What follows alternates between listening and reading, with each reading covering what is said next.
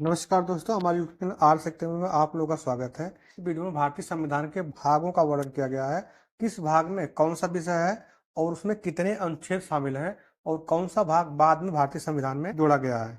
भागों का अध्ययन करने से पहले हम संविधान के बारे में कुछ जान लेंगे। भारतीय संविधान का निर्माण एक संविधान सभा के माध्यम से किया गया था और संविधान सभा की प्रथम बैठक 9 दिसंबर 1946 को दिल्ली में हुई थी। संविधान सभा की प्रथम बैठक 9 दिसंबर 1946 को दिल्ली में हुई थी। मोस्ट इम्पॉर्टेंट है, ये कई बार पूछा हुआ है। और जिस दिन 9 दिसंबर 1946 को संविधान सभा की बैठक हुई थी, उस बैठक में संविधान सभा के सबसे वरिष्ठ सदस्य डॉक्टर सच्चिदानंद सिन्हा को संविधान सभा का अस्थायी अध्यक्ष चुना गया था। उसके 2 दिन बाद यानी कि 11 दिसंबर 1946 को डॉक्टर राजेंद्र प्रसाद को संविधान सभा का अस्थायी अध्यक्ष चुना गया। अब अध्ययन करेंगे भारतीय संविधान के भाग। तो भारतीय संविधान के किस भाग में क्या दिया हुआ है।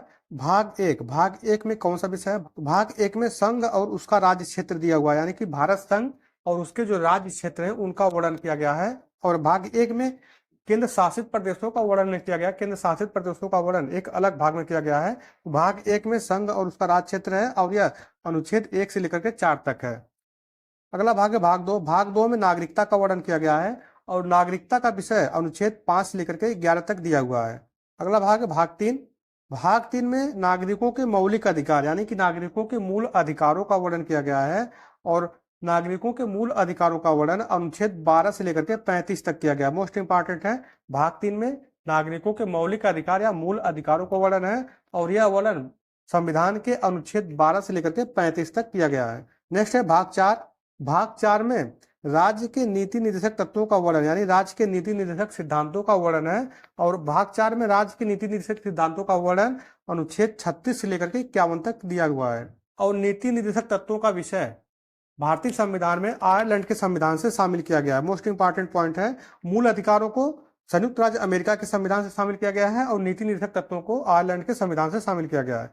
नेक्स्ट है भाग 4 का को भारतीय संविधान में अलग से जोड़ा गया है और भाग 4 का में मौलिक कर्तव्यों को यानी नागरिकों के मौलिक कर्तव्य, नागरिकों के जो कुछ कर्तव्य निर्धारित किए गए हैं, तो नागरिकों के मौलिक कर्तव्यों का वर्णन भारतीय संविधान के भाग 4 का में दिया हुआ है और यह अनुच्छेद 51 का में वर्णित है। भाग 4 का को डॉक्टर स्वर्ण सिंह समिति की सिफारिश के आधार पर 42वें संविधान संशोधन अधिनियम 1976 द्वारा भारतीय संविधान में जोड़ा गया है। मौलिक कर्तव्यों का विषय रूस के संविधान से लिया गया है।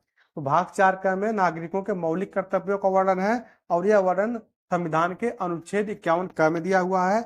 और भाग 4 का को यानी मौलिक कर्तव्यों को 42वें संविधान संशोधन अधिनियम 1976 द्वारा डॉक्टर स्वर्ण सिंह समिति की सिफारिश के आधार पर भारतीय संविधान में शामिल किया गया था। और मौलिक कर्तव्यों का विषय यानी मूल कर्तव्यों का विषय रूस के संविधान से भारतीय संविधान में शामिल किया गया है। नेक्स्ट है भाग 5 में संघ की सरकार का वर्णन किया गया है। भाग 5 संघ की सरकार का विषय है और यह विषय अनुच्छेद 52 से लेकर के 151 तक दिया हुआ है।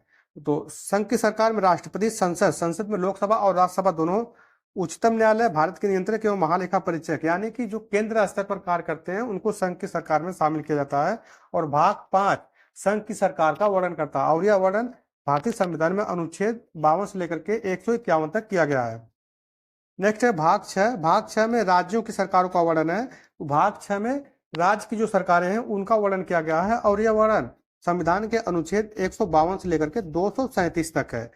तो राज्य की सरकारों में कौन शामिल है। राज्यपाल, कार्यपालिका, विधानमंडल, उच्च न्यायालय एवं अधीनस्थ न्यायालय को राज्य की सरकारों के अंतर्गत शामिल किया जाता है। नेक्स्ट है भाग 7 को 7वें संविधान संशोधन अधिनियम 1956 द्वारा निरस्त कर दिया गया है, इसलिए भाग 7 का कोई औचित्य नहीं रह गया है। तो 1950 में जब भारतीय संविधान लागू किया गया था तो उस समय भारतीय राज्यों का 4 वर्ग था, भाग क, ख, ग और घ। तो 7वें संविधान संशोधन अधिनियम 1956 द्वारा भाग ख को भाग क में शामिल कर लिया गया, इस कारण से भाग 7 को निरस्त कर दिया गया। भाग 7 का कोई औचित्य नहीं रह गया है। नेक्स्ट है भाग 8 में संघ राज्य क्षेत्रों का वर्णन है, यानी कि जो केंद्र शासित प्रदेश हैं उनका वर्णन भाग 8 में दिया हुआ है और यह अनुच्छेद 239 से लेकर के 242 तक है। तो भाग 8 में भारत के केंद्र शासित प्रदेशों का वर्णन है और यह वर्णन भारतीय संविधान के अनुच्छेद 239 से लेकर के 242 तक दिया हुआ है। भाग भाग 9 में पंचायतें यानी कि जो पंचायती राज व्यवस्था है उसका वर्णन भारतीय संविधान के भाग 9 में है और यह भारतीय संविधान के अनुच्छेद 243 से लेकर के 243 ओ तक दिया हुआ है। और भाग 9 को भारतीय संविधान में 73वें संविधान संशोधन अधिनियम 1992 द्वारा शामिल किया गया। तो 73वें संविधान संशोधन द्वारा भारतीय संविधान में भाग 9 और 11वीं अनुसूची इसके अलावा 29 विषयों को शामिल किया गया था जिस पर पंचायतें अपना कार्य कर सकेंगी। नेक्स्ट है भाग 9 का। भाग 9 का में नगर पालिकाओं का वर्णन किया गया है और यह वर्णन संविधान के अनुच्छेद 243 बी से लेकर के 243 जेड जी तक किया गया है। और भाग 9 का को भारतीय संविधान में 74वें संविधान संशोधन अधिनियम 1992 द्वारा जोड़ा गया है। 74वें संविधान संशोधन अधिनियम 1992 द्वारा भारतीय संविधान में एक अलग भाग 9 का 12वीं अनुसूची और कुल 18 विषय जोड़ा गया है जिस पर नगर पालिकाएं अपना कार्य कर सकेंगे। नेक्स्ट है भाग 9 ख। भाग 9 ख में सहकारी समितियों का वर्णन है और सहकारी समितियों का वर्णन अनुच्छेद 243 जेड एस से लेकर के 243 जेड टी तक दिया हुआ है।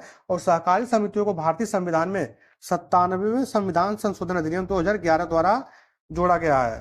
तो भाग 9 ख में सहकारी समितियों का वर्णन है और 9 ख 97वें संविधान संशोधन अधिनियम 2011 द्वारा भारतीय संविधान में जोड़ा गया है। नेक्स्ट है भाग 10। भाग 10 में अनुसूचित और जनजाति क्षेत्रों का वर्णन दिया हुआ है और यह वर्णन भारतीय संविधान के अनुच्छेद 244 से लेकर के 244 का तक दिया हुआ है। नेक्स्ट है भाग 11। भाग 11 में संघ और राज्यों के बीच संबंध को दिया हुआ है। संघ और राज्यों के मध्य संबंध दो प्रकार से है, एक विधायी संबंध जिसका वर्णन अनुच्छेद 245 से 255, इसके अलावा प्रशासनिक संबंध अनुच्छेद 256 से लेकर के 263 तक दिया हुआ है। तो भाग 11 में केंद्र और राज्यों के बीच संबंधों का वर्णन करता है और यह वर्णन अनुच्छेद 245 से 263 तक है।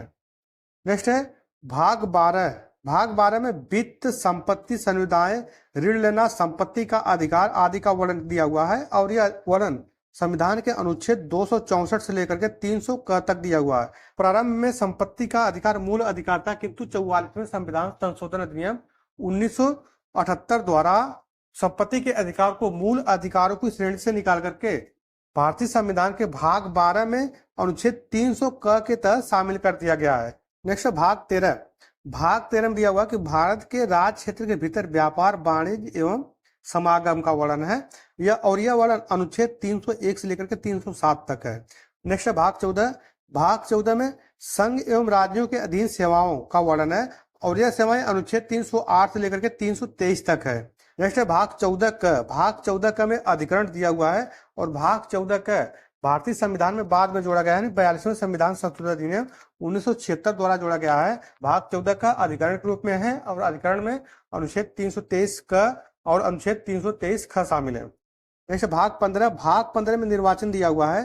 तो भाग 15 में चुनाव आयोग के गठन से लेकर के निर्वाचन की पूरी प्रक्रिया और मत देने का कार्य यानी कि निर्वाचन की पूरी प्रक्रिया का वर्णन दिया हुआ है और यह वर्णन अनुच्छेद 324 से लेकर के 329 क तक दिया हुआ है। नेक्स्ट है भाग 16। भाग 16 में कुछ वर्गों के संबंध में विशेष प्रावधान दिया हुआ है और यह प्रावधान अनुच्छेद 330 से लेकर के 342 तक है। तो भाग 16 में कुछ वर्गों के लिए विशेष प्रावधान यानी कि जैसे लोकसभा और राज्यों की विधानसभाओं में SC ST के लिए जो प्रावधान किया गया है। इसके अलावा भाग 16 में पिछड़ा वर्ग के लिए भी प्रावधान किया गया है। नेक्स्ट है भाग 17। भाग 17 में राजभाषा जिसमें संघ की राजभाषा, प्रादेशिक भाषाएं, उच्च न्यायालय एवं उच्च न्यायालयों की भाषाएं के अलावा हिंदी भाषा के लिए विशेष निर्देश का वर्णन है और यह वर्णन संविधान के अनुच्छेद 343 से लेकर के 351 तक है। नेक्स्ट है भाग 18। भाग 18 में आपातकालीन उपबंध का वर्णन है और आपातकालीन उपबंध अनुच्छेद 352 से लेकर के 260 तक है। तो भाग 18 में आपातकालीन उपबंध यानी कि राष्ट्रीय आपात, राष्ट्रपति शासन और वित्तीय आपात का वर्णन है और यह वर्णन अनुच्छेद 352 से लेकर के 360 तक है। नेक्स्ट भाग 19। भाग 19 में प्रकृति दिया हुआ है और यह अनुच्छेद 361 से लेकर के 360 तक है। नेक्स्ट भाग 20 मोस्ट इंपॉर्टेंट। भाग 20 में संविधान संशोधन की प्रक्रिया को दिया हुआ है और भारतीय संविधान में संशोधन अनुच्छेद 368 के तहत किया जाता है। भाग 20 में संविधान संशोधन की प्रक्रिया है और संविधान संशोधन अनुच्छेद 368 के तहत किया जाता है। नेक्स्ट भाग 21। भाग 21 में अस्थायी, संक्रमणकालीन और विशेष उपबंध का वर्णन है और यह वर्णन अनुच्छेद 369 से लेकर के 392 तक है।